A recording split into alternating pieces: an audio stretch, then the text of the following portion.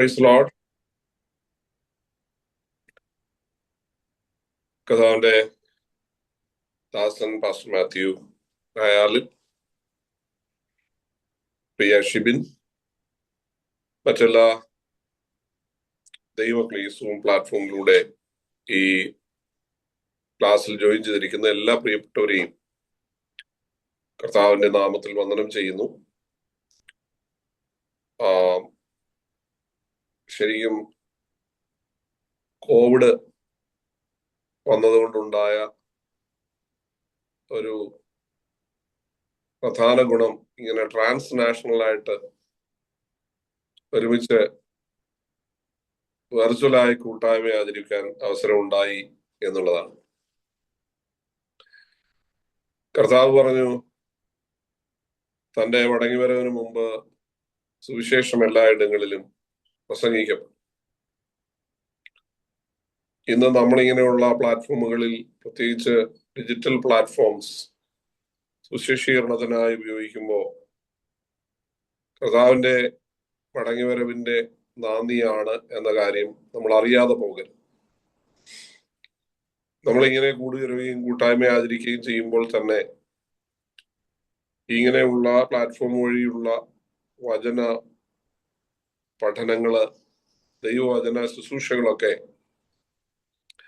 നമ്മളറിയാത്ത അനേകര് വീക്ഷിക്കുവാനും സ്വീകരിക്കാനും യേശുവിനെ അറിയാനും അത് കാരണമാകുന്നുണ്ട് എന്നത് ഒരു വസ്തുതയാണ്. അപ്പോൾ തന്നെ നമ്മുടെ ഇടയിലുള്ള മറ്റ് കാര്യങ്ങള്, നെഗറ്റീവായിട്ടുള്ള കാര്യങ്ങളും ഇതേ പ്ലാറ്റ്ഫോമുകളിലൂടെ ആളുകൾ പുറത്തുവിടുന്നുണ്ട്. അത് ദൈവസഭയ്ക്കുണ്ടാകുന്ന ദോഷവും നമ്മൾ മനസ്സിലാക്കാതെ പോകരുത്. ദൈവത്തിന് സ്തോത്രം.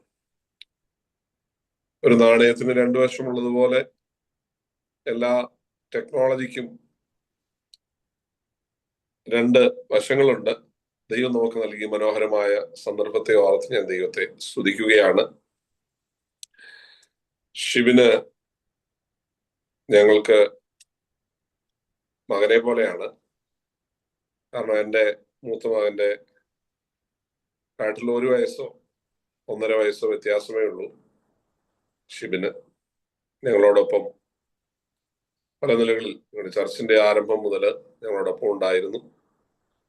അതിനു മുൻപ് ഞാൻ സെമിനാരിയിൽ ചാപ്ലിനായിരുന്ന അവസരത്തിൽ അദ്ദേഹം അവിടെ ചാപ്പൽ സ്റ്റുവാർഡായിട്ട് വർക്ക് ചെയ്യാനും വളരെ അനുഗ്രഹിക്കപ്പെട്ട നിലയിൽ കാര്യങ്ങൾ മുമ്പോട്ട് കൊണ്ടുപോകുവാൻ ദൈവം തന്നെ ഉപയോഗിച്ചു.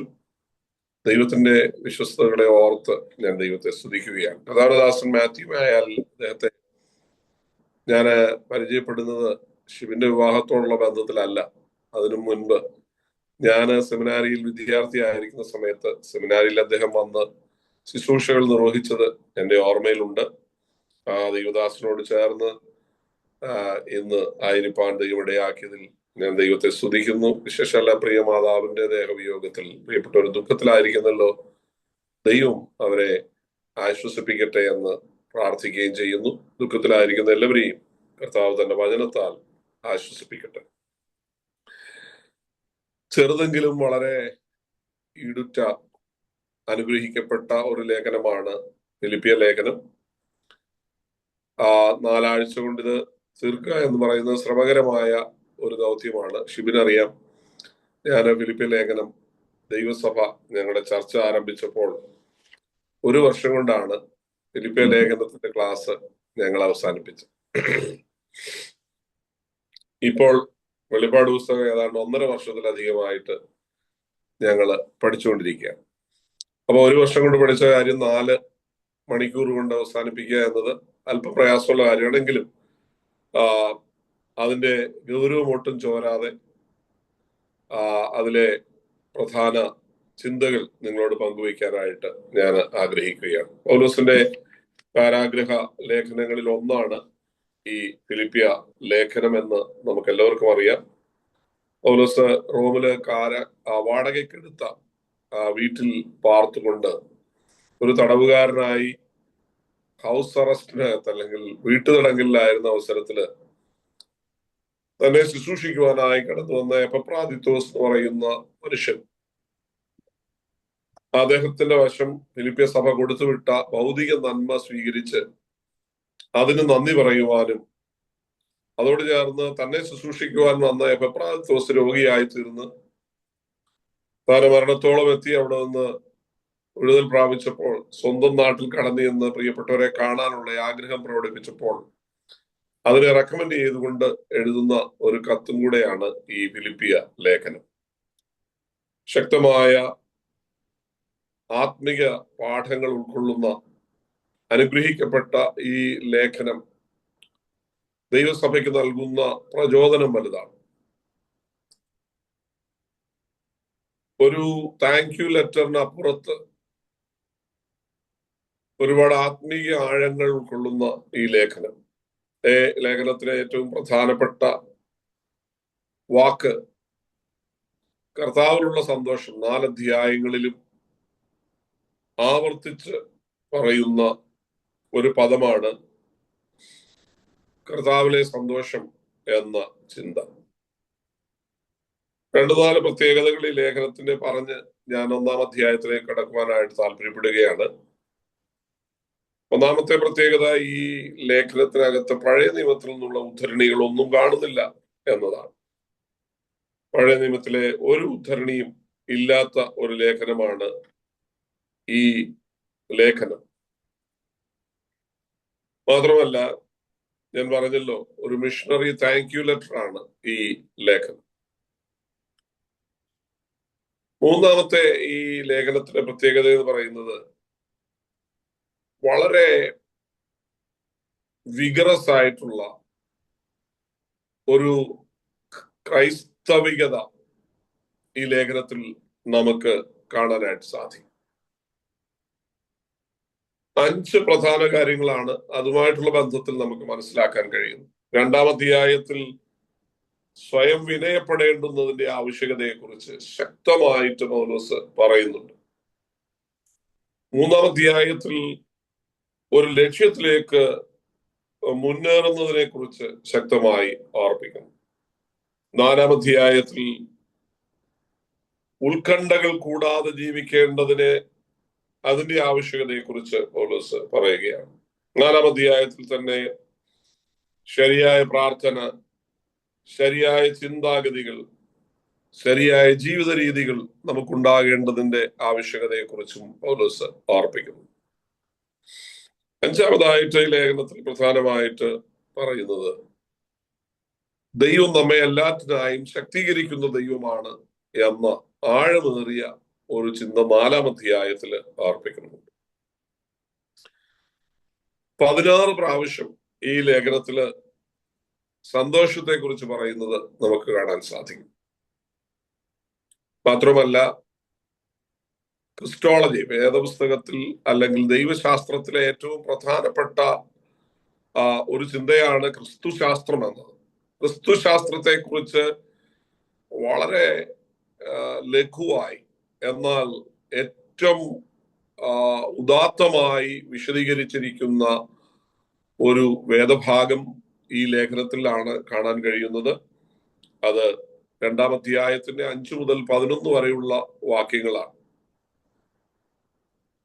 ഇനി ഈ ലേഖനത്തില് കർത്താവിനെ കുറിച്ച് ക്രിസ്തു എന്ന പദം, യേശു അല്ലെങ്കിൽ ക്രിസ്തു, യേശു ക്രിസ്തു, ഇത് 50 തവണ ഈ ലേഖനത്തില് ആ പദം ഉപയോഗിച്ചിട്ടുണ്ട്. 50 തവണ അവിടെ കർത്താവിനെ, യേശുവിനെ കർത്താവെന്ന് വിളിക്കുന്നു, രക്ഷകൻ എന്ന് സംബോധന ചെയ്യുന്നു. ഇങ്ങനെ പല നിലകളിൽ യേശുവിനെ കുറിച്ചുള്ള സംബോധനകൾ കാണാൻ കഴിയും. 50 പ്രാവശ്യമാണ് ക്രിസ്തു എന്ന പദം ഈ ലേഖനത്തിൽ ഉപയോഗിച്ചിരിക്കുന്നത്.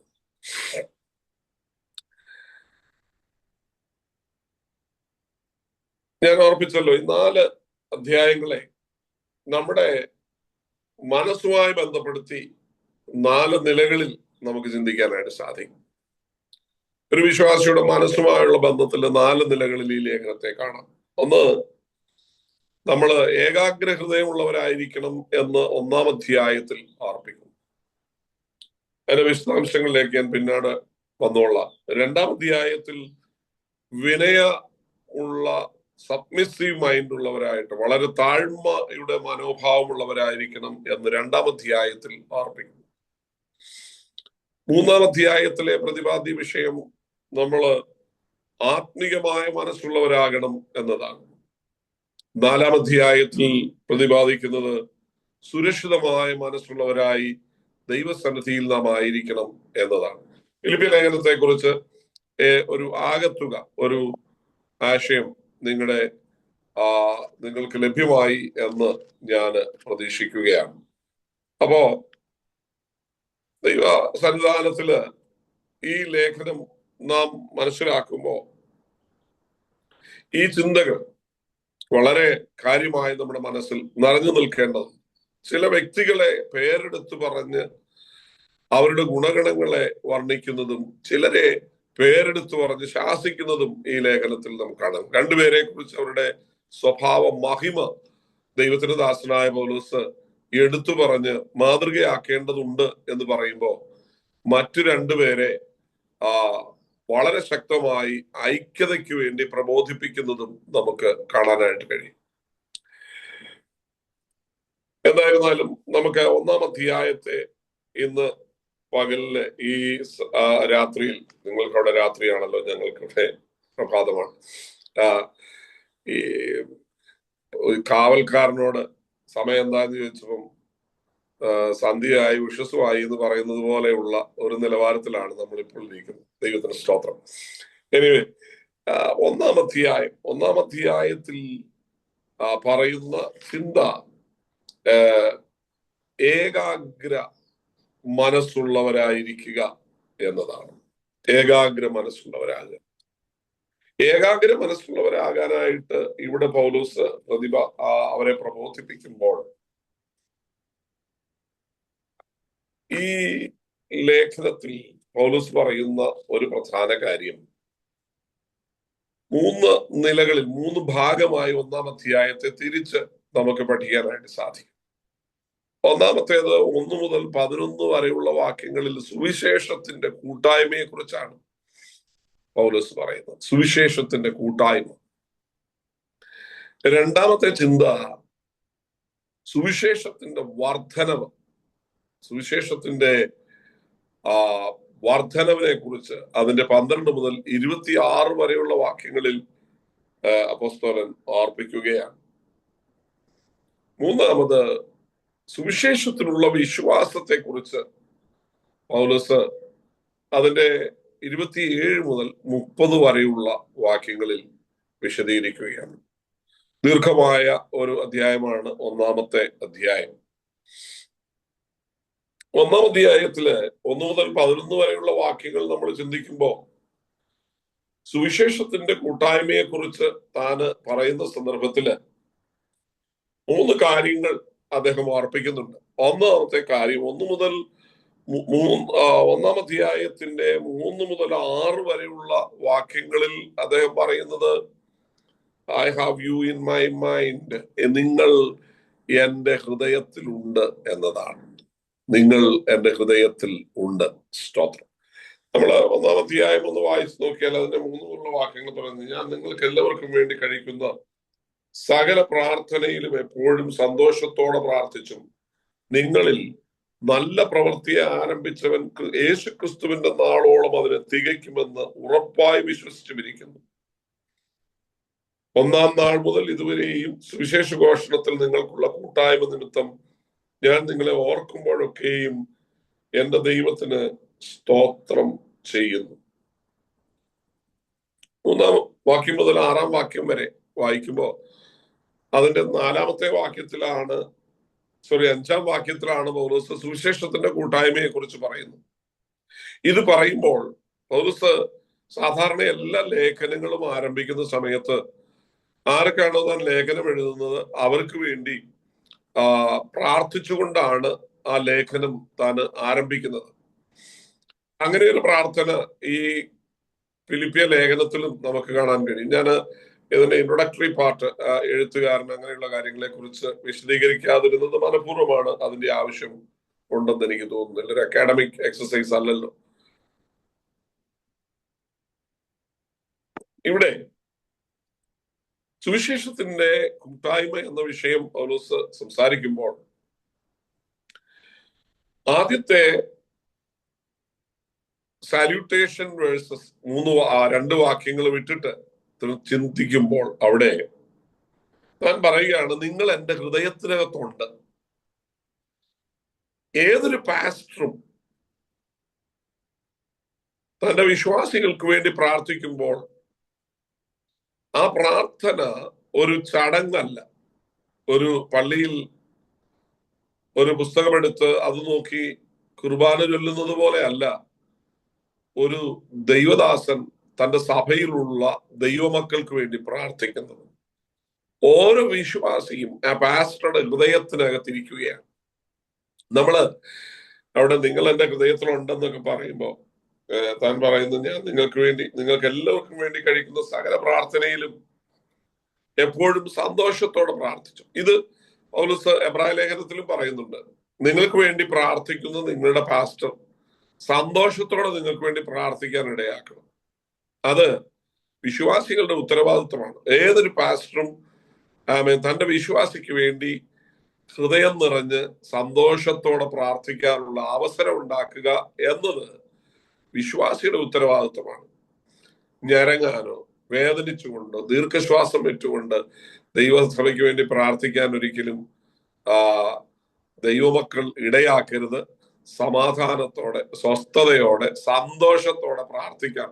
ഹൃദയത്തിൽ അങ്ങനെ ഒരു മനോഭാവം ഉളവാകാനുള്ള ബോധപൂർവമായ ശ്രമം ദൈവസഭയിലുള്ള ദൈവമക്കൾക്ക് ഉണ്ടാകണമെന്നത് വളരെ അനിവാര്യതയാണ്. പലയിടങ്ങളിലും മറ്റു പല നിലകളിലാണ് ആളുകൾ. ഞാൻ അതിന് വിശദാംശങ്ങളിലേക്ക് പോകുന്നില്ല. ദൈവത്തിന് സ്തോത്രം. അപ്പൊ നമ്മുടെ മനസ്സിൽ ഏത് ഒരു പാസ്റ്ററും സഭയിലെ വിശ്വാസിക്ക് തല്ലുകൊടുക്കണമെന്ന് പ്രാർത്ഥിക്കത്തില്ല. പക്ഷേ അനുഗ്രഹിക്കണമേ എന്നേ പ്രാർത്ഥിക്കുള്ളൂ. പക്ഷെ ആ അനുഗ്രഹിക്കണമെന്ന് പ്രാർത്ഥിക്കുന്നതിനിടയിൽ ഒരു ദീർഘശ്വാസം വരുന്നുണ്ടെങ്കിൽ അനുഗ്രഹം അടിയായിട്ട് മാറും. ഒരു സംശയമില്ല. പ്രാർത്ഥിച്ചത് അനുഗ്രഹിക്കാനാണെങ്കിലും കിട്ടുന്നത് അടിയായിരിക്കും. അതിന് കാരണം സന്തോഷത്തോടെയുള്ള പ്രാർത്ഥന അല്ല അതെന്നുള്ളത്. അതുകൊണ്ട് സന്തോഷത്തോടെ പ്രാർത്ഥിക്കാനുള്ള അന്തരീക്ഷം സഭയുണ്ടാക്കുക എന്നത് സഭയുടെ ഉത്തരവാദിത്വമാണ്, ദൈവമക്കളുടെ ഉത്തരവാദിത്വമാണ്. ദൈവത്തിന് സ്തോത്രം. നിങ്ങൾ എന്നെ ശരിയായി മനസ്സിലാക്കുമെന്നാണ് എൻ്റെ വിശ്വാസം. ദൈവത്തിന് സ്തോത്രം. ഞാനിവിടെ ഇന്ത്യയിലും നിങ്ങൾ അവിടെ ഡാലസിലുമാണ്. അതുകൊണ്ട് എനിക്ക് ഈ പറയുന്ന കാര്യങ്ങൾ ധൈര്യത്തോടെ പറയാൻ കഴിയും എന്നെനിക്ക് ഉറപ്പുണ്ട്. ദൈവത്തിന് സ്തോത്രം. അപ്പോ പൗലോസ് പറയാണ്, നിങ്ങൾ എൻ്റെ ഹൃദയത്തിനകത്തുണ്ട്. ഇത് പറയുമ്പോഴ് എന്റെ മനസ്സിലൂടെ പോകുന്ന ഒരു ചിത്രം, സമാഗമന കൂടാരത്തില് ശുശ്രൂഷ ചെയ്യുന്ന, അല്ലെങ്കിൽ യഹൂദന്റെ ആലയത്തിനകത്ത് ശുശ്രൂഷ ചെയ്യുന്ന ഒരു മഹാപുരോഹിതന്റെ പൗരോഹിത്യ വസ്ത്രത്തിൽ രണ്ട് പ്രധാന കാര്യങ്ങൾ പറയുന്നുണ്ട്. ഒന്ന്, ഒരു തോളിൽ വയ്ക്കുന്ന തോൾ ഖണ്ഡം, അതില് പ്രത്യേക രത്നം പതിപ്പിച്ചിട്ടുണ്ട്. ഈ രണ്ട് രത്നങ്ങളിലും ഓരോ വശത്തും ഉള്ള രത്നങ്ങളിൽ 6 ഗോത്രങ്ങളുടെ വീതം പേര് ആലേഖനം ചെയ്തിട്ടുണ്ട്. അതുപോലെ തന്നെ അവരുടെ വസ്ത്രത്തിൽ മറ്റൊരു പ്രധാന കാര്യമാണ് മാർപ്പതക്കം എന്ന് പറയുന്നത്. അതിനകത്തും രത്നം പതിപ്പിച്ചിട്ടുണ്ട്. ഈ രത്നത്തിനകത്ത് 12 ഗോത്രങ്ങളുടെയും പേര് കൊത്തിവെച്ചിട്ടുണ്ട്. ദൈവത്തിന് സ്തോത്രം. അപ്പോ ഈ ഒരു ദൈവദാസൻ ദൈവസഭയെ എങ്ങനെയാണ് കൈകാര്യം ചെയ്യുന്നത് എന്ന് വളരെ കൃത്യതയോടെ ഈ രണ്ട് കാര്യങ്ങളിൽ നിന്ന് മനസ്സിലാക്കാനായിട്ട് സാധിക്കും. ഒന്ന്, ഒരു ദൈവത്തിന്റെ ദാസൻ ദൈവസഭയെ തന്റെ തോളിൽ വഹിക്കുകയാണ്. ദൈവത്തിന് സ്തോത്രം.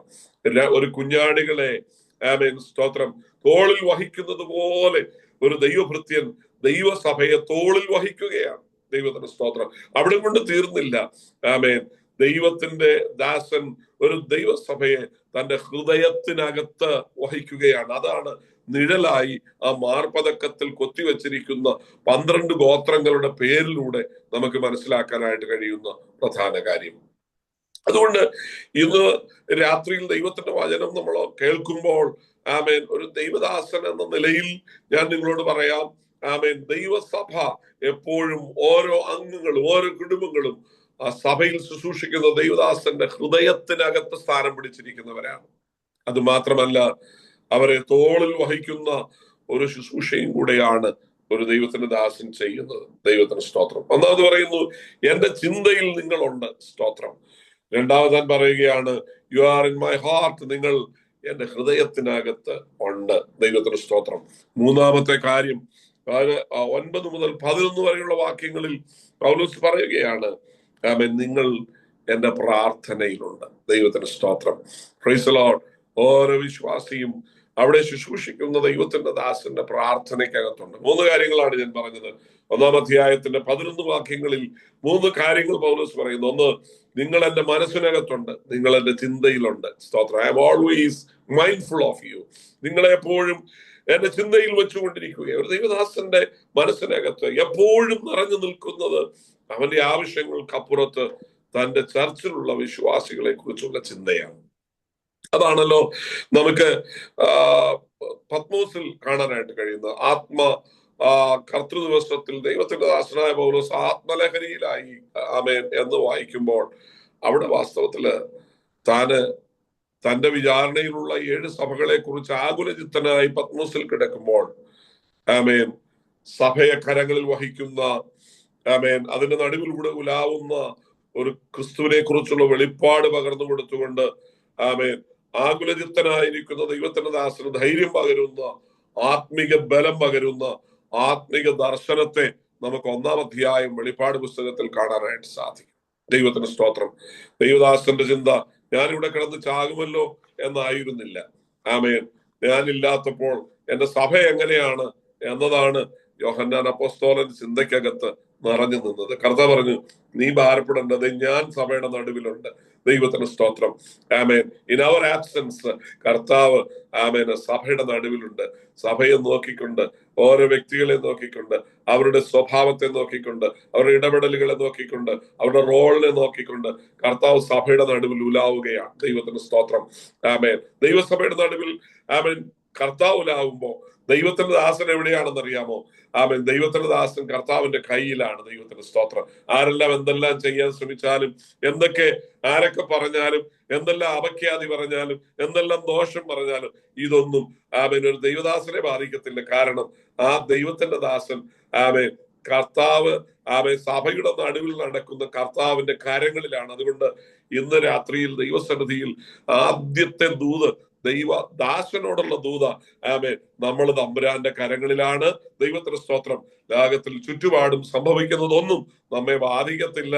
ആമേൻ. അതൊന്നും ബാധിക്കാത്തത്ര ഉയരത്തിൽ, ആമേൻ, മഹത്വവാനായ കർത്താവിന്റെ കരങ്ങളിൽ കർത്താവ് നമ്മളെ വഹിച്ചുകൊണ്ട്, ആമേൻ, ഇരിക്കുന്നു എന്ന ആ വലിയ ആത്മീയ സന്ദേശം ഇന്ന് രാത്രി ഞാൻ നിങ്ങൾക്ക് വേണ്ടി പങ്കുവയ്ക്കുവാൻ ആത്മാവിൽ, ആമേൻ, ദൈവം എനിക്ക് നിയോഗം നൽകുകയാണ്. ദൈവത്തിന് സ്തോത്രം. നാം കർത്താവിന്റെ കരങ്ങളിലാണ്.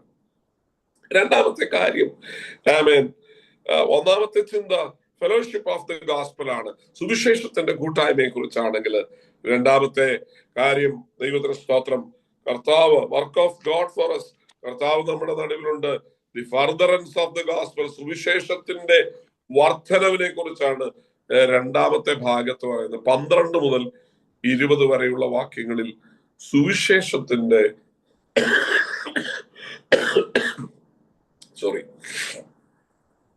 സുവിശേഷത്തിന്റെ വർധനവിനെ കുറിച്ച് പറയും. ഞാൻ അവിടെ നിന്നുകൊണ്ട് അത് പറയുന്നതിന് തൊട്ട് മുമ്പ് എനിക്ക് ഒരു വാക്യം വിട്ടുകളയാനായിട്ട് പറ്റത്തില്ല. അത് പറയാതെ പോയാൽ നീതികേടാണ്.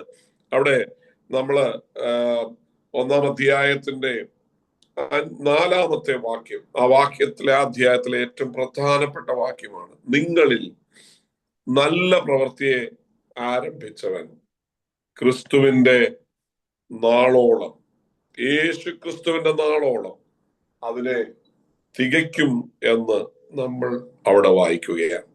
നിങ്ങളിൽ നല്ല പ്രവൃത്തിയെ ആരംഭിച്ചവൻ. ദൈവമക്കളെ, സുവിശേഷം വിശ്വസിച്ച് ദൈവരാജ്യത്തിനു വേണ്ടി, കർത്താവിന്റെ നാമത്തിനു വേണ്ടി നാം ചൂടെടുത്തു വെച്ചപ്പോ, God has began a good work in us.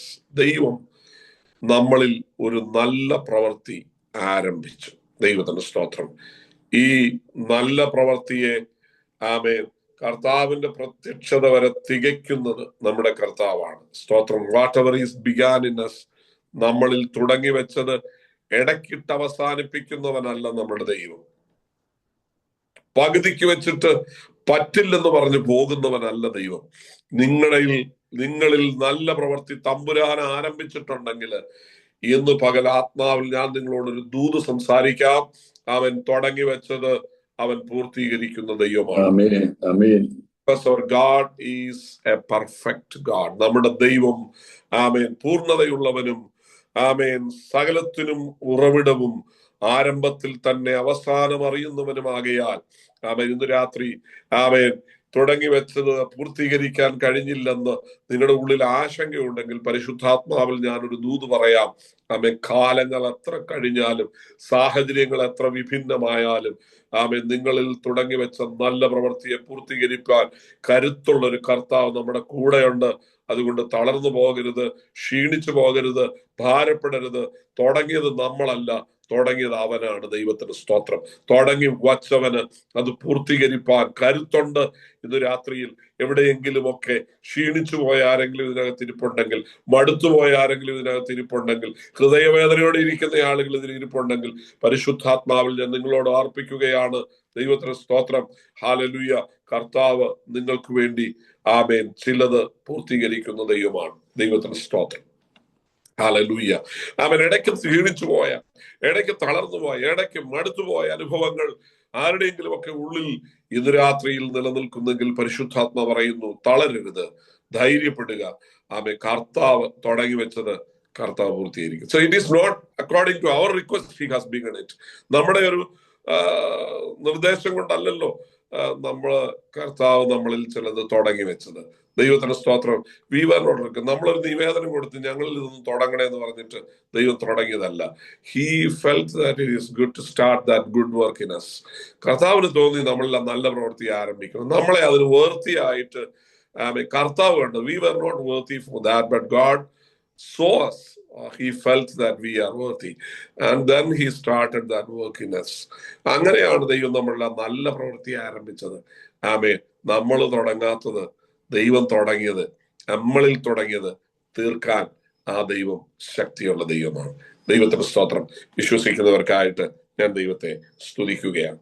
അപ്പൊ ഇവിടെ സുവിശേഷത്തിന്റെ വർധനവിനെ കുറിച്ച് ദൈവത്തിന്റെ ദാസനായ പൗലോസ് ഓർപ്പിക്കുകയാണ്. ഈ സുവിശേഷത്തിന്റെ വർധനവിനെ കുറിച്ച് പറയുമ്പോൾ പ്രത്യേകിച്ച് അവിടെ പൗലോസ് പറയുന്നത് കർത്താവ് നമ്മളിൽ തുടങ്ങി വെച്ച പ്രവൃത്തിയെ കുറിച്ച് ഞാൻ പറഞ്ഞല്ലോ. 3 കാര്യങ്ങൾ ആമേൻ നമുക്ക് അതുമായി ബന്ധപ്പെട്ട് 4-ാം വാക്യത്തിൽ നിന്ന് മനസ്സിലാക്കാൻ കഴിയും. ഒന്ന്, സാൽവേഷനാണ്. കർത്താവ് നമ്മളിൽ രക്ഷ തുടങ്ങി വെച്ചു. ദൈവത്തിന് സ്തോത്രം. രണ്ടാമത്തേത് ഒരു സാങ്ക്ടിഫിക്കേഷൻ ആണ്, ശുദ്ധീകരണം തുടങ്ങി. 3, നമ്മിലൂടെ ദൈവം ചെയ്യുന്നത് ഒരു സർവീസാണ്. ആമേൻ. സുവിശേഷത്തിന്റെ ഒരു വലിയ സേവനം, സ്തോത്രം, നമ്മളിലൂടെ ദൈവം ചെയ്യുകയാണ്. നമ്മളിൽ ചെയ്യുന്ന, നമുക്ക് വേണ്ടി ചെയ്തത് കർത്താവ് നമുക്ക് രക്ഷ തന്നു. നമ്മളിൽ ചെയ്യുന്നത് കർത്താവ് നമ്മളെ ശുദ്ധീകരിച്ചു. The work of God for us is salvation. Work of God within us is sanctification, and the work of God through us is the service that God is doing through us. ഞാൻ അതിലെ ഓരോ പദവും വിശദീകരിക്കേണ്ടതാണെങ്കിലും ഞാനത് വിശദീകരിക്കുവാനായിട്ട് ആഗ്രഹിക്കുന്നില്ല. നമ്മൾ basic ആയിട്ട് രക്ഷയെ കുറിച്ച് പറയുന്നത് നമുക്കറിയാം. രക്ഷിക്കപ്പെട്ടുകൊണ്ടിരിക്കുന്നു, രക്ഷിക്കപ്പെടും എന്നൊക്കെ പറയുന്ന ആമേൻ രക്ഷയുടെ ഭൂതകാല, വർത്തമാനകാല, ഭാവികാല തലങ്ങൾ ഒക്കെ ഞാൻ നിങ്ങളെ പഠിപ്പിക്കേണ്ട ആവശ്യമില്ല. ദൈവത്തിന് സ്തോത്രം. അത് നിങ്ങൾക്ക് അറിവുള്ള കാര്യങ്ങളാണ്.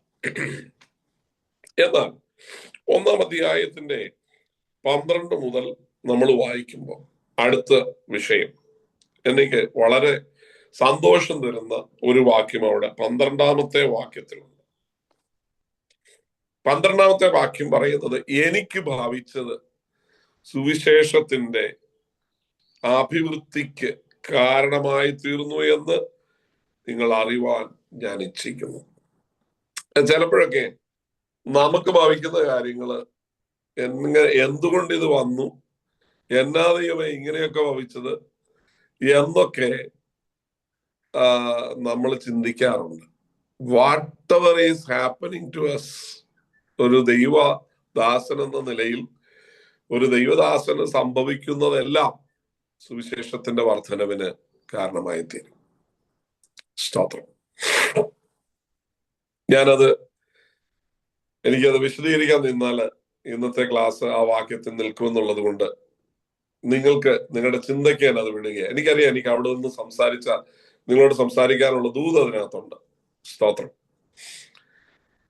സംഭവിക്കുന്നതെല്ലാം നല്ലതാകണമെന്നൊന്നുമില്ല. സംഭവിച്ചതെല്ലാം വളരെ മനോഹരമാകണമെന്നും ഇല്ല.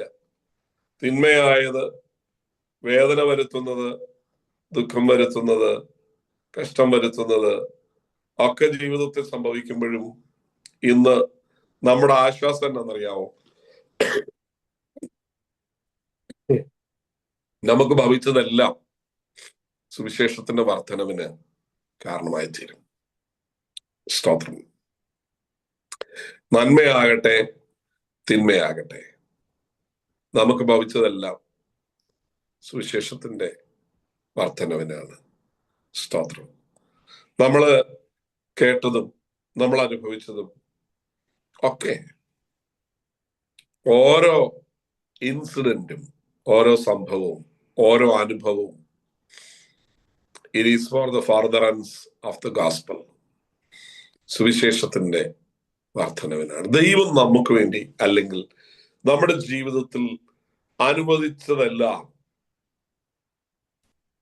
സുവിശേഷത്തിന്റെ വർധനവിനാണ്. അങ്ങനെ ഒരു ചിന്ത നമ്മുടെ അകത്ത് നിറയുമ്പോൾ നമ്മുടെ വേദന മാറും, നമ്മുടെ ഭാരം മാറും, നമ്മുടെ പ്രയാസം മാറും. കുറച്ചുകൂടെ നമ്മൾ ഉത്സാഹഭരിതരാകാനായിട്ട് ഇടയായി തരും. ഇല്ലെങ്കിൽ നമുക്ക് മടുപ്പ് വരും. അയ്യോ, എന്താ ദൈവം ഇങ്ങനെയൊക്കെ ചെയ്ത്, ഞാൻ ഇത്രയും കഷ്ടപ്പെട്ടിട്ട്, ഞാൻ ഇത്രയും ഓടിയിട്ട്, ഞാൻ ഇത്രയും ബന്ധപ്പെട്ടിട്ട്, എന്നാലും എനിക്ക് ഇങ്ങനെ സംഭവിച്ചല്ലോ. ഞാനിത് പറയുമ്പോൾ ചുമ്മാ പറയുമല്ല കേട്ടോ, എന്റെ അനുഭവത്തിൽ നിന്നുകൊണ്ടാണ് ഞാനിത് പറയുന്നത്. 100 കണക്കിന് അനുഭവങ്ങൾ വേദനിപ്പിക്കുന്നത്, ഭാരപ്പെടുത്തുന്നത് ജീവിതത്തിൽ നിരന്തരം അനുഭവിച്ചതിന്റെ പശ്ചാത്തലത്തിൽ നിന്നുകൊണ്ടും കൂടിയാണ് ഞാനിത് പറയുന്നത്. പക്ഷെ അതെല്ലാം നമ്മളെ തളർത്തുകയല്ല, നമ്മെ വളർത്തുകയാണ്. സ്തോത്രം. നമ്മെ ഇല്ലാതാക്കുകയല്ല, നമ്മളെ ഒന്നുകൂടെ ബലപ്പെടുത്തുകയാണ്. ദൈവത്തിന് സ്തോത്രം. പിശാച് ഒരു പക്ഷെ അതെല്ലാം കൊണ്ടുവരുന്നത് നമ്മളെ തളർത്തിക്കളയാനും നമ്മളെ ഇല്ലാതാക്കാനും പിന്തിരിപ്പിക്കാനും ഒക്കെയാണ്. പക്ഷെങ്കില് നമുക്കൊരു ദൈവമുണ്ട്. ദൈവം പറയുന്നടാ, ഞാനാ നിന്റെ അകത്ത് ഈ പണി തുടങ്ങിയത്. ദൈവത്തിന് സ്തോത്രം. അതുകൊണ്ട് എന്നാ വന്നാലും സ്തോത്രം, ഞാൻ വിട്ടേച്ചു പോവുകയല്ല, ഞാൻ തുടങ്ങി വെച്ച പണി പൂർത്തീകരിച്ചിട്ടേ പോവുള്ളൂ. ഇന്ന് സ്തോത്രം, നമ്മെക്കുറിച്ചുള്ള ദൈവത്തിന്റെ പദ്ധതി അതാണ്. ദൈവത്തിന്റെ സ്തോത്രം. അതുകൊണ്ട് വേദനപ്പെടണ്ട കേട്ടോ, നിരാശപ്പെടരുത്. സ്തോത്രം. എന്നെ കൊണ്ടൊന്നും കഴിയുന്നില്ലല്ലോ എന്ന ഭാരമൊന്നും നമ്മുടെ അകത്ത് വേണ്ട. God is going to do something beautiful. നമ്മുടെ ജീവിതത്തിൽ മനോഹരമായത് ചിലത് ദൈവം ചെയ്യാൻ പോവുകയാണ്. ദൈവത്തിന് സ്തോത്രം. ഒരു പക്ഷേ ഇന്ന് നമുക്കത് കാണാൻ കഴിയുന്നുണ്ടാവില്ല. ദൈവത്തിന് സ്തോത്രം. എന്നാൽ ദൈവം നമ്മളിൽ ഇൻവെസ്റ്റ് ചെയ്ത് വെച്ചിരിക്കുന്ന ആ നല്ല പ്രവൃത്തി ഉണ്ടല്ലോ, അതിന്റെ പൂർത്തീകരണത്തിൽ എത്തുമ്പോഴാണ് അതിന്റെ മനോഹാരിത നമുക്ക് മനസ്സിലാക്കാൻ കഴിയുന്നത്. ഒരു വിത്ത് മണ്ണിനകത്ത് കുഴിച്ചിടുമ്പോൾ ആകെ ഇരുട്ടിനകത്താണ് അത് കിടക്കുന്നത്. പക്ഷെങ്കില് ആ വിത്തിനെ കാണുമ്പോൾ അതെന്തുകൊണ്ട് എത്ര കായുണ്ടാകും എന്നൊന്നും നമുക്ക് ആ വിത്തിനെ നോക്കിയിട്ട് പ്രവചിക്കാൻ പറ്റില്ല. പക്ഷെങ്കില് ആ വിത്ത് മണ്ണിനടിയിലേക്ക് പോയി മണ്ണിലെ വെള്ളവും വളവും ഒക്കെ വലിച്ചെടുത്ത് അതിനകത്തുനിന്നൊരു മുള പുറത്തു വന്ന് അത് വേരൂന്നി വളർന്നു വരുമ്പോൾ മാത്രമാണ് ആ വിത്തിന്റെ സ്കോപ്പ് എന്താണെന്നുള്ളത് നമുക്ക് മനസ്സിലാകും. ചിലപ്പോഴൊക്കെ നമ്മളിങ്ങനെ ഒരു വിത്തിന്റെ സ്ഥിതിയിലായിരിക്കും ഇരിക്കുന്നത്. പക്ഷെ ഒരു കാര്യമുണ്ട്, ആ വിത്ത് മണ്ണിനകത്ത് വീണത് അതിന്റെ വളർച്ചയ്ക്ക് കാരണമായി. നിന്റെ ജീവിതത്തില് ചിലപ്പോഴൊക്കെ ഇരുട്ടുമൂടിയ സാഹചര്യങ്ങളിലേക്ക് ദൈവം നിന്നെ കടത്തിവിട്ടത് ദൈവത്തിന് സ്തോത്രം തകർക്കാനല്ല, നിന്നെ പുതിയ മുള വരാനാണ്. ദൈവത്തിന് സ്തോത്രം വളർത്താനാണ്. ദൈവത്തിന്റെ വിശ്വസ്തതകളെ ഓർത്ത് ഞാൻ ദൈവത്തെ സ്തുതിക്കുകയാണ്. ഒതുങ്ങിപ്പോയത് നമ്മൾ ഈ മണ്ണിനകത്ത് കിടക്കുന്ന വിത്തിന്റെ ചിന്തയും ഒരുപക്ഷെ ഒതുങ്ങിപ്പോയെന്നായിരിക്കും ചിന്തിക്കുന്നത്. പക്ഷെങ്കില് ആ മണ്ണിനകത്തേക്ക് ഇട്ട ആ കർഷകനറിയാം, ഒതുക്കാനല്ല ഇട്ടത്, വളർത്താനാണ് ഇട്ടത്. ദൈവത്തിന് സ്തോത്രം. ചില മേഖലകളിൽ അങ്ങനെയൊക്കെ നമുക്ക് ഫീൽ ചെയ്യുമ്പോൾ ദൈവം നമുക്ക് വേണ്ടി വലിയത് കരുതിയിട്ടുണ്ടെന്ന് ഇന്ന് രാത്രി മനസ്സിലാക്കണം. ദൈവത്തിന് സ്തോത്രം. എനിക്ക് ഭവിച്ചത്, സ്തോത്രം, that has happened to me, എനിക്ക് ഭവിച്ചത്, ആമേൻ, എന്റെ തകർച്ചയ്ക്ക് കാരണമായി എന്നല്ല പൗലോസ് പറയുന്നത്, സുവിശേഷത്തിന്റെ വർധനവിന് കാരണമായി തീർന്നു. സമയായോ? ഓക്കെ. അവിടെ ഈ രണ്ടു കൂട്ടം പ്രസംഗകരെ കുറിച്ച് പറയുന്നുണ്ട്. ഈ 13 വാക്യത്തിലേക്ക് വരുമ്പോൾ എന്റെ ബന്ധനങ്ങൾ ക്രിസ്തു നിമിത്തമാകുന്നു എന്ന് അകമ്പടി പട്ടാളത്തിലുള്ള എല്ലാവർക്കും മനസ്സിലായി. ഇനി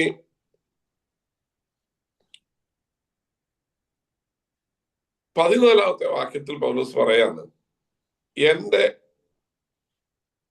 സഹോദരന്മാർ മിക്ക പേരും എന്റെ ബന്ധനങ്ങളാൽ കർത്താവിൽ ധൈര്യം പൂണ്ട് ദൈവത്തിന്റെ വചനം ഭയം കൂടാതെ പ്രസ്താവിപ്പാൻ അധികം തുനിയുകയും ചെയ്തിരിക്കുന്നു. പിശാചിന്റെ ഒരു ചിന്ത ഒരാളെ സൈലന്റ് ആക്കിയാൽ സുവിശേഷീകരണം നിന്നുപോകുമെന്നാണ്. പക്ഷെ ദൈവം പറയാണ്, when one person is made silent, കർത്താവ് യോഹന്നാനെ ശിരച്ഛേദം ചെയ്ത് കഴിഞ്ഞ ഉടനെയാണ് 5 അപ്പം കൊണ്ട് 5000 പേരെ പോഷിപ്പിച്ചത്. There was a message. കർത്താവ് വളരെ വളരെ മനോഹരമായ ഒരു സന്ദേശം ഹേരോദാവിന് പകരുകയാണ്. കർത്താവ് അപ്പോൾ എടുത്ത് നുറുക്കി, നുറുക്കിയിട്ട് ശിഷ്യന്മാരോട് പറഞ്ഞു, വിളമ്പിക്കോളാൻ പറഞ്ഞു. എന്താ സന്ദേശം അറിയാവോ? ഒരു യോഹന്നാന്റെ തല പോയാൽ 5000 യോഹന്നാന്മാർ എഴുന്നേൽക്കും എന്ന സന്ദേശം ദൈവം ഹേരോദാവിന് കൊടുത്തു, കർത്താവ് ഹേരോദാവിന് കൊടുക്കുകയാണ്. നമ്മളെ പൂട്ടാൻ പിശാച് ശ്രമിക്കുമ്പോൾ 5000 പേര് സ്വതന്ത്രരാകുകയാണ്. ദൈവത്തിന് സ്തോത്രം. ഇവനെ കൊണ്ട് മിണ്ടിക്കരുതെന്ന് പിശാച് ശ്രമിക്കുമ്പോ ഇപ്പുറത്ത് കുറെ അധികം പേര് ധൈര്യം പ്രാപിക്കുകയാണ്. സ്തോത്രം. സുവിശേഷം പറയാനായിട്ട് ഇന്ന് നമ്മുടെ രാജ്യത്ത് നടക്കുന്ന അതാണ് വളരെ ശക്തമായ നിലയിൽ. ഞാൻ എന്റെ ചർച്ചില് ഒരു 2 മാസങ്ങൾക്ക് മുമ്പ് ഒറീസയിൽ നിന്ന് ഒരു ദൈവദാസൻ വന്നു. അദ്ദേഹത്തിന്റെ ചർച്ചിൽ ഉള്ള 2 വിശ്വാസികൾ എന്റെ ചർച്ചിൽ ഇപ്പോൾ ഹിന്ദിക്കാരാണ്. അവർ വരുന്നുണ്ട്. അപ്പൊ അവർ പറഞ്ഞു, പാസ്റ്ററെ, ഞങ്ങളുടെ പാസ്റ്റർ വരുന്നുണ്ട്, ഞാൻ പറഞ്ഞു നല്ല കാര്യം വരട്ടെ. ഈ അതിഥി തൊഴിലാളിയായിട്ട് കേരളത്തിൽ വന്ന് മലപ്പുറത്ത് മദ്യപിച്ച് കഞ്ചാവ് അടിച്ച് നടന്നൊരു മനുഷ്യനോട് ഒരു പാസ്റ്റർ സുവിശേഷം പറഞ്ഞു. അദ്ദേഹം അയാളെ ചീത്ത വിളിച്ചു. അവിടെ നിന്ന് മറ്റൊരു സ്ഥലത്തേക്ക് പോയി കുറെ നാൾ കഴിഞ്ഞിട്ട് സ്വസ്ഥതയില്ലാതെ ഈ ദൈവദാസനെ ഫോണിൽ വിളിച്ചു, എനിക്ക് അദ്ദേഹത്തെ കാണണമെന്ന് പറഞ്ഞു. അങ്ങനെ അദ്ദേഹത്തെ വന്ന് കണ്ട് ആ മനുഷ്യൻ പ്രാർത്ഥിച്ച് ഇദ്ദേഹത്തിന്റെ മദ്യപാനമില്ലാതായി, അദ്ദേഹം സ്നാനപ്പെട്ടു, പരിശുദ്ധാത്മാഭിഷേകം പ്രാപിച്ചു. അങ്ങനെ സ്വന്തം നാട്ടിലേക്ക് മടങ്ങിപ്പോയി. അവിടെ അദ്ദേഹം ഒരു സഭ ആരംഭിച്ചു. ഇന്ന് ഒറീസയിലെ ഗ്രാമത്തിലെ ഏകര് കൂടുന്ന മനോഹരമായ ഒരു കുഞ്ഞു സഭ അവിടെയുണ്ട്. ദൈവത്തിന് സ്തോത്രം. ആമേൻ. എനിക്ക് ഭവിച്ചത് സുവിശേഷത്തിന്റെ വർധനവിന് കാരണമായി. ദൈവത്തിന് സ്തോത്രം. മനുഷ്യൻ വളരെ നന്നായി ദൈവവചനം പഠിച്ചിട്ടൊന്നുമില്ല, പക്ഷെങ്കില് ആത്മാവിന്റെ വെളിപ്പാടിൽ ശക്തമായി വചനം ശുശ്രൂഷിക്കുന്ന ഒരു ദൈവദാസനാണ്. ഞാനാണ് അദ്ദേഹത്തിന് പരിഭാഷപ്പെടുത്തിയത്. അതുകൊണ്ട് ആമേൻ കൃത്യമായിട്ടും എനിക്ക് അറിയാനായിട്ട് സാധിക്കും. വളരെ നന്നായി ആത്മാവിൽ വചനം പറയുന്ന ഒരു മനുഷ്യൻ. നോക്കിക്കേ, ആമേൻ. പൗലോസ് പറയുകയാണ് 14 വാക്യത്തിൽ, എന്റെ ബന്ധനങ്ങളാൽ സഹോദരന്മാർ കർത്താവിൽ ധൈര്യം പ്രാപിച്ചു. സ്തോത്രം. നമ്മുടെ പ്രതിസന്ധികളോടുള്ള നമ്മുടെ മനോഭാവമാണ് സുവിശേഷത്തിന്റെ വർധനവിന് കാരണമാകുന്നത് എന്ന കാര്യം മനസ്സിലാക്കണം. 2 തരം പ്രസംഗകരെ കുറിച്ച് പറയുന്നു. ഒരു കൂട്ടര് അസൂയയും പണക്കവും നിമിത്തം പ്രസംഗിക്കുന്നവര്, രണ്ടാമത്തവര് നല്ല മനസ്സോടെ പ്രസംഗിക്കുന്നവര്. എന്തായാലും പൗലോസ് പറയുന്ന പ്രസംഗമാണല്ലോ നടക്കുന്നത്, നടക്കട്ടെ എന്നതാണ്. സ്തോത്രം. ആമേൻ. അപ്പൊ പ്രസംഗിക്കുന്ന എല്ലാവരും നല്ല മനസ്സോടെ പ്രസംഗിക്കുന്നവരല്ല. ചിലർ ചില കുശുമ്പ് കൊണ്ട് പ്രസംഗിക്കും. ചിലര് ഈ മനുഷ്യനോടുള്ള വൈരാഗ്യം തീർക്കാൻ വേണ്ടി പ്രസംഗിക്കുന്നവരുണ്ട്. എല്ലാവരും പ്രസംഗിക്കുന്നത് ഒന്ന് തന്നെയാണ്, വചനമാണ്, സന്തോഷം. അങ്ങനെയെങ്കിലും ചിലരൊക്കെ പ്രസംഗകരാകുന്നു എന്നത് തീർച്ചയായും സന്തോഷകരമായ കാര്യമാണ്. ഒരിക്കലും പ്രസംഗിക്കാൻ സാധ്യതയില്ലാത്ത ഒരാള് നമ്മളോടൊരു പടക്കം വന്നതുകൊണ്ട് ഒരു പ്രസംഗകനായതിൽ നമുക്ക് വിഷമമില്ല, സന്തോഷമേ ഉള്ളൂ. ദൈവത്തിന് സ്തോത്രം. ജീവിതത്തിൽ ഒരിക്കലും വചനം കയ്യിലെടുക്കാൻ സാധ്യതയില്ലാത്ത ആളുകള് നമ്മളോട് പിണക്കം വന്നപ്പോൾ പ്രസംഗകരായി തീർന്നതിൽ ദൈവത്തിന് സ്തോത്രം പറയാനായിട്ട് കഴിയണം. ദൈവത്തിന് സ്തോത്രം. ഹല്ലേലൂയ. ദൈവം അങ്ങനെയും ചിലരെയൊക്കെ ആമേൻ ഉപയോഗിക്കും. ഞാന് പണ്ട് എന്റെ വിദ്യാർത്ഥികളോട് പറഞ്ഞിട്ടുള്ള ഒരു കാര്യമുണ്ട്. സ്തോത്രം. ഈ സഭയ്ക്കകത്ത് വഴക്കുണ്ടാക്കുന്നവന്റെ തലമുറയെ ദൈവം സുവിശേഷ വേലക്കാരാക്കും. കാര്യം അവരെ സഭാ ശുശ്രൂഷകന്മാരും ആക്കും ദൈവം. എന്തിനാണെന്നറിയാമോ? ആമേൻ. സഭയെ വഴക്കുണ്ടാക്കിയാലുള്ള വിഷമം എന്നാണെന്ന് ആമേൻ അവരറിയാൻ വേണ്ടിയിട്ടാണ്. ദൈവത്തിന് സ്തോത്രം. ഞാൻ പറയാതെ ഒരു അനുഗ്രഹമല്ല, ചിലർ ഉപദേശിമാരാകുന്ന ഒരു ശാപമാണ്. ദൈവത്തിന് സ്തോത്രം. അപ്പോ ചിലർ അസൂയ കൊണ്ട് പ്രസംഗിക്കുന്നു, ചിലർ പിണക്കം കൊണ്ട് പ്രസംഗിക്കുന്നു. രണ്ടായാലും കോശി സാർ പറയുന്നത് പോലെ രണ്ടായാലും പ്രസംഗമാണ് നടക്കുന്നത്. നമുക്ക് സന്തോഷം. ദൈവത്തിന് സ്തോത്രം. ദൈവത്തിന്റെ എല്ലാ പദ്ധതികളെയും ഓർത്ത് ഞാൻ ദൈവത്തെ സ്തുതിക്കുന്നു. ചിലര് സ്നേഹം കൊണ്ട് പ്രസംഗം നോക്കി 3 തരം പ്രസംഗങ്ങളാണ്. അസൂയയോട് പ്രസംഗിക്കുന്നു, പിണക്കം കൊണ്ട് പ്രസംഗിക്കുന്നു, പിന്നീട് സ്തോത്രം നല്ല മനസ്സോട് പ്രസംഗിക്കുന്നു. 4-മത്തെ കാര്യം സ്നേഹം കൊണ്ട് പ്രസംഗിക്കുന്നു. സ്തോത്രം. അപ്പൊ ഈ പ്രസംഗത്തിന്റെ ഉദ്ദേശം ചിലര് സന്തോഷം കൊണ്ടാണ് പ്രസംഗിക്കുന്നത്. വേറെ ചിലര് പ്രസംഗിച്ച് വേറൊരുത്തിന് പണി കൊടുക്കാനായിട്ട് പ്രസംഗിക്കുന്ന ആളുകളുണ്ട്. അവരും പ്രസംഗിക്കുകയാണ്, അവരും പ്രസംഗിക്കുന്നത് ക്രിസ്തുവിനെയാണ്. അതോർത്ത് ഞാൻ ദൈവത്തെ സ്തുതിക്കുന്നു. ഇനിയും 18-ാമത്തെ വാക്യത്തിലെ പൗലോസിന്റെ വിശാലമായ മനസ്സ് കാണാൻ പറ്റും. എങ്ങനാണേലും വേണ്ടിയല്ല, ക്രിസ്തുവിനെയാണല്ലോ പ്രസംഗിക്കുന്നത്, അതിൽ ഞാൻ സന്തോഷിക്കുന്നു എന്നാണ് പൗലോസ് പറയുന്നത്. അതാണ് നമ്മുടെ മനോഭാവം. ദൈവത്തിന് സ്തോത്രം. ആര് പ്രസംഗിച്ചാലും എന്തുദ്ദേശത്തോട് പ്രസംഗിച്ചാലും സുവിശേഷമാണ്, ക്രിസ്തുവിനെയാണ് പ്രസംഗിക്കുന്നത്. ഇനി ഞാന് 1-2 വാക്യങ്ങള് സ്കിപ്പ് ചെയ്യുകയാണ്. 21-ാമത്തെ വാക്യം പൗലോസ് പറയുന്നത്, എനിക്ക് ജീവിക്കുന്നത് ക്രിസ്തുവും മരിക്കുന്നത് ലാഭവും.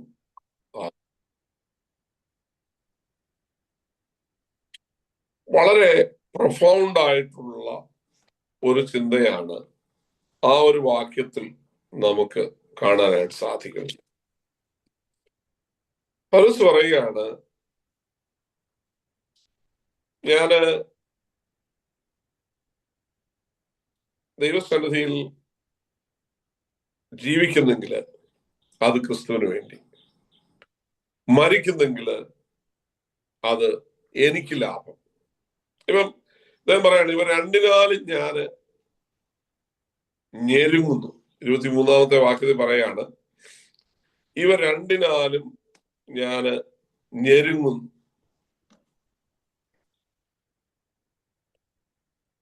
ജഡത്തിൽ ജീവിക്കുന്നതിനാൽ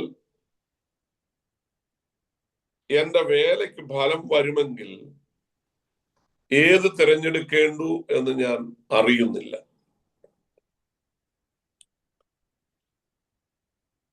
വിട്ടുപിരിഞ്ഞ് ക്രിസ്തുവിനോട് കൂടെ ഇരിപ്പാൻ എനിക്ക് കാംക്ഷയുണ്ട്. അത് അത്യുത്തമമല്ലോ. രണ്ട് കാര്യങ്ങളും നടുക്ക് മനുഷ്യൻ നിൽക്കുകയാണ്. ഒന്ന്, കർത്താവിന്റെ വേല. 2, കർത്താവിന്റെ സാന്നിധ്യം, കർത്താവിന്റെ സാമീപ്യം. അദ്ദേഹം പറയാണ്, എന്നെ സംബന്ധിച്ചിടത്തോളം ലാഭകരമായ കാര്യം കർത്താവിന്റെ അടുക്കൽ ചെല്ലുന്നതാണ്. പക്ഷെ ജീവിച്ചിരിക്കാൻ ആഗ്രഹിക്കുന്നത് ഒരു 10 കൊല്ലം കൂടെ ജീവിച്ച് കുറച്ചുകൂടെ ആസ്തി ഉണ്ടാക്കണം എന്നുള്ള ചിന്തയിലല്ല, മറിച്ച് ദൈവം എന്നെ ഏൽപ്പിച്ച ശുശ്രൂഷയ്ക്ക് ഒരു റിസൾട്ട് ഉണ്ടാകുമെങ്കിൽ I prefer to live than to die. മരിക്കുന്നതിനേക്കാൾ ജീവിക്കുന്നത് ഞാൻ തെരഞ്ഞെടുക്കുന്നു. മരിക്കുക എന്നത് അത്യുത്തമമായ കാര്യമാണ്. പക്ഷേ ഞാന് I prefer to live. Not because I'm going to earn something through that, but I'm going to see a result to the task that is entrusted upon me. ദൈവം എന്നെ ഭരമേൽപ്പിച്ച ഉത്തരവാദിത്വത്തിന് ഒരു ഫലം ഉണ്ടാകുമെങ്കിൽ അത്യുത്തമമായതിനെ ത്യജിച്ചിട്ട് ഈ ജഡത്തിൽ ജീവിക്കുന്നത് ഞാൻ പ്രിഫർ ചെയ്യും. നോക്കിയേ, നമ്മളതിനെ വെറുതെ കാണരുത്. ഈ മനുഷ്യൻ ഇത് പറയുമ്പോ, പൗലോസ് ഇത് പറയുമ്പോ, സുവിശേഷീകരണത്തെ കുറിച്ചുള്ള, മിഷനെ കുറിച്ചുള്ള, ദൗത്യത്തെ കുറിച്ചുള്ള ഒരു വലിയ ആഴമേറിയ ദാഹവും സമർപ്പണവും നമുക്ക് അവിടെ കാണാനായിട്ട് സാധിക്കും. കർത്താവിന്റെ അടുക്കലേക്ക് ചെല്ലുക എന്ന അത്യുത്തമമായ കാര്യം തന്റെ മുമ്പിൽ നിൽക്കുമ്പോഴും അദ്ദേഹം പറയാണ്, see, my primary aim is to fulfill the task that is entrusted upon me. എന്നെ ദൈവം ഏൽപ്പിച്ച ഉത്തരവാദിത്വം പൂർത്തീകരിക്കുന്നതാണ് എന്റെ പ്രൈമറി എയിം എന്ന് പറയുന്നത്. കർത്താവിന്റെ അടുക്കൽ ചെല്ലുന്ന മനോഹരമായ കാര്യത്തെക്കാൾ ദൈവം എന്നെ ഏൽപ്പിച്ച ഉത്തരവാദിത്വങ്ങളുടെ പൂർത്തീകരണം നടത്തുക എന്നതാണ് താൻ ആഗ്രഹിക്കുന്നത്. ഒരു മുൻഗണന സെറ്റ് ചെയ്യാനായിട്ട് പൗലോസിലൂടെ ശ്രമിക്കുകയാണ്. എന്നിട്ട് അദ്ദേഹം പറയുന്നു, എന്തിനാണ് താൻ ഈ മുൻഗണന വയ്ക്കുന്നത്? 3 കാര്യങ്ങൾ പറഞ്ഞ് ഞാൻ അവസാനിപ്പിക്കും. ഒന്ന്, ഫിലിപ്പിയരുടെ വിശ്വാസത്തിന്റെ അഭിവൃദ്ധിക്ക് അത് കാരണമാകുമെങ്കിൽ ഐ പ്രിഫർ ടു ലിവ്. 2, ഫിലിപ്പിയരുടെ സന്തോഷത്തിന് ഞാൻ ജീവിച്ചിരിക്കുന്നത് കാരണമാകുമെങ്കിൽ ഐ പ്രിഫർ ടു ലിവ്. 3, തന്നെ കുറിച്ചുള്ള പ്രശംസ ഫിലിപ്പിയർക്ക് വർദ്ധിച്ചു വരാൻ ഞാൻ ജീവിച്ചിരിക്കുന്നത് കാരണമാകുമെങ്കിൽ ഐ പ്രിഫർ ദാറ്റ്.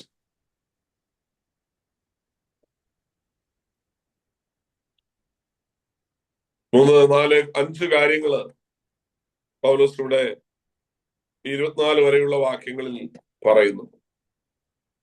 ഒന്ന്, ഒരു വ്യക്തി വിശ്വാസത്തിലേക്ക് വരുമ്പോ, അല്ലെങ്കിൽ രക്ഷിക്കപ്പെട്ടത് കൊണ്ട് മാത്രം താൻ തൃപ്തിപ്പെടുന്നില്ല എന്ന്.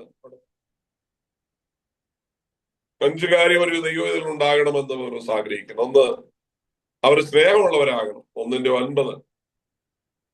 അവർ പരിജ്ഞാനമുള്ളവരാകണം. അത് 9-ാം വാക്യത്തിൽ. അവർ ഫലമുള്ളവരാകണം. 11-ാം വാക്യം. അവർ അനുസരണമുള്ളവരാകണം. 2:12. 5-ാമത്തെ കാര്യം, അവർ വിശ്വാസമുള്ളവരാകണം. 1:24.